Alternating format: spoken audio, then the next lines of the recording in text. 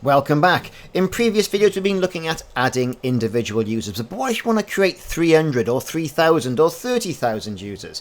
Well, bulk user creation via a CSV tool will help you out with this, and in this video we're going to discuss how you do it. It is pretty straightforward, but then again everything is if you've done it once.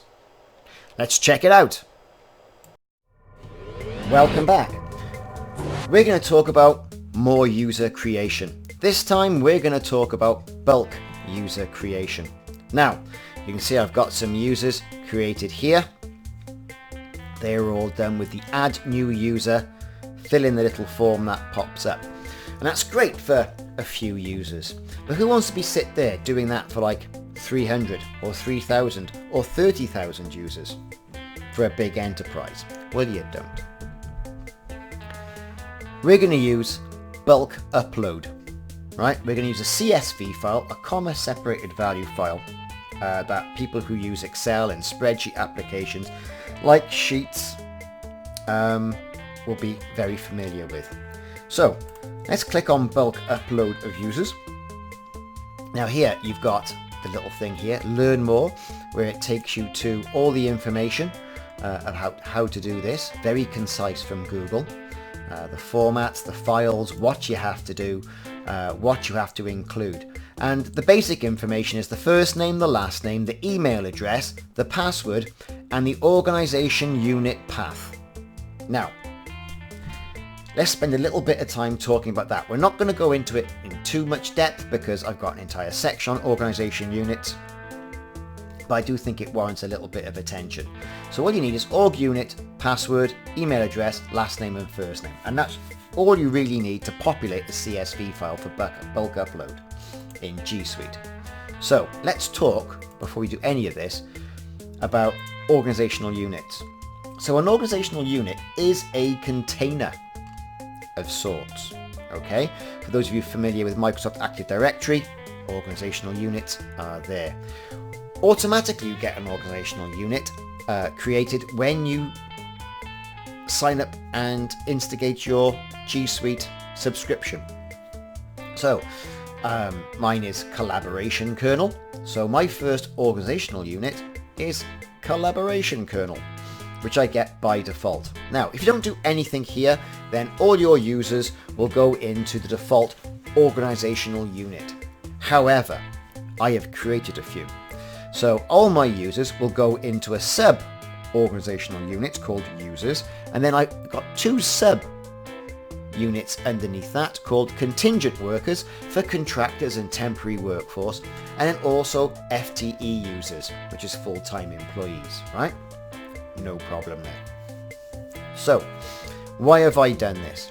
Well, you might not want all your contingent or temporary workforce to have access to all the Gsuite applications that your full-time employees want to work for, like YouTube. Why are you paying contingent workers loads and loads and loads of money to sit there and have access to YouTube?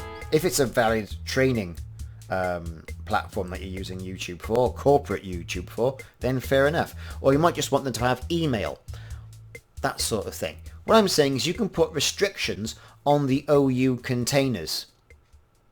To granularity is the key here. You can say who has what and who doesn't. Alright, so that's why I've done this. So you may have different ways of doing it. This is how I'm going to do it. So I've got my main OU collaboration kernel, then I've got an OU underneath that saying users, and in that users organizational unit I've got one for contingent and FTE users. Okay?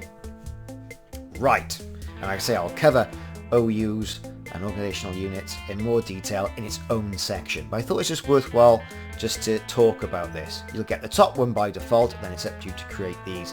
But you should be thinking about this and planning this before you start bulk creation of users or doing too much to your Gsuite environment. So back to admin. Back to users. Right, now at the moment, all these are in the same organizational unit. Okay, brilliant. No dramas there. Bulk upload of users, as we saw, we're going to attach a CSV file, but first off, we need to download a blank template. So there it is, the CSV template.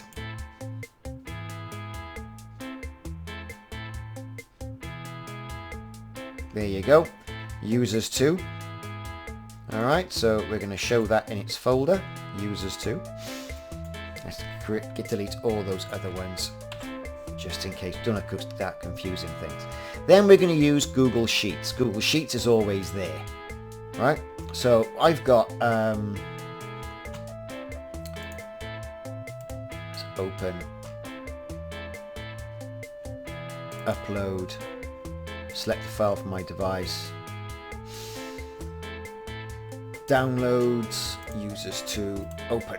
Right, so this will be a blank CSV file. Right, so there you go. Might be a bit difficult to read. I'll select the top section of this column and I'll put some text wrapping on so you can see what it's all about. So as you can see, couldn't be any easier. The words required, you guessed it, it's required.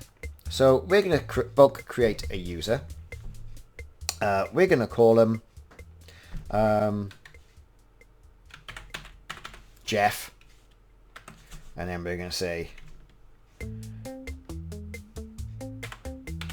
Bond, and the email address will be jeffbond@collaborationkernel.com. Password. Now, here's the key thing. With passwords, we're creating a user here. We're creating users, so there's no information for this user in the environment. If we were doing a bulk upload, just to change users, okay, and we didn't want to change the password, you'd put in 4 asterisks. That would tell Gsuite that when you're uploading, not to change the password. So say, for example, we had a whole list of users here, and we wanted to change the work address. Okay, well, we didn't want to reset everyone's password, because imagine the amount of calls that would go to the help desk. We put the 4 asterisks in, the passwords remain the same, and we still be able to update all our user information. And we've got loads of stuff you can update here. Work phone, home phone, work address, employee type, employee number, all this stuff. We know from our organizational unit structure that we discussed early on in this video that we've got collaboration kernels, our top level OU, then we've got below that users, and underneath that we've got FTE users. So Jeff Bond is an FTE user, therefore we're going to put him in the FTE users organizational unit. Everything else, all this information here, might be a requirement in whatever country you are in. For example, building ID, floor name, floor section, very prevalent within the US, whereas emergency services will need to know exactly where an individual is to get to them in an office block, for example. Employee IDs, employee types, all these stuff can be populated later on. So we're happy with that. Everything's been changed and saved in the drive. What we're going to do now is, it's saved, bulk upload 1. File, we're going to download a copy, just for completeness.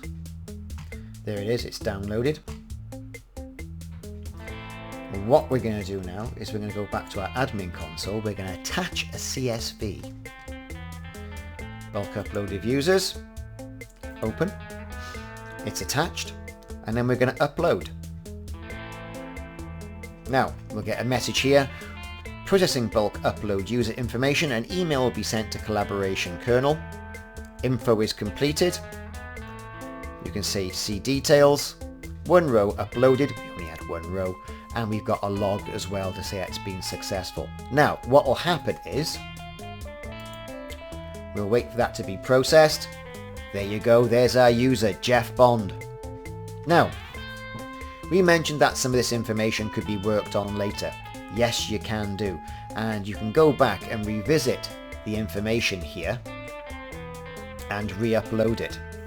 Like I said, the password would then have to be 4 asterisks, as mentioned here. If you are updating existing users and you don't want to change their passwords, make sure the password column contains 4 asterisks. 1, 2, 3, 4. Okay, so there you go. That's basically how to upload or bulk upload users in Gsuite using the Gsuite admin console. Hope you enjoyed the video. Hope you found it informative. Leave a like and a comment.